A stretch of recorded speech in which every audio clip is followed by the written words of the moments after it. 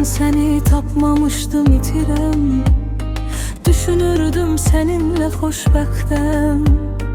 Baş götürüb həyatından gedirəm, mən daha xoşbəxt deyiləm, bədbəxtəm. Ben seni tapmamışdım itirəm, düşünürdüm seninle xoşbəxtəm. Baş götürüb həyatımdan gedirəm, mən daha xoşbəxt deyiləm, bədbəxtəm. Çəkdirdin zülüm, candan usandırdın. Gülüm idin gülüm, sən o gülü sındırdın.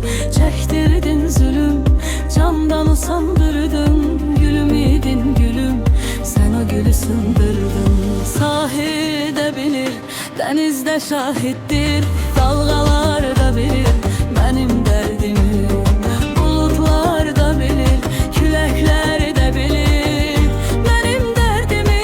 Sən bilmirsən.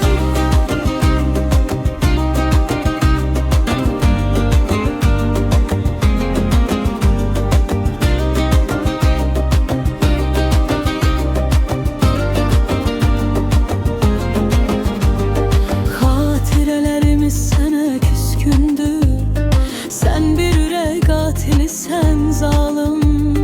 Sənə görə qəlbim mənim üzgündür, ölənə qədər belə olacaq halım. Çəkdirdin zülüm, candan usandırdın. Gülüm idin gülüm, sən o gülü sındırdın. Çəkdirdin zülüm, candan usandırdın. Gülüm idin gülüm, sən o gülü sındırdın. Sahil də bilir, dəniz də şahiddir, dalğalar da bilir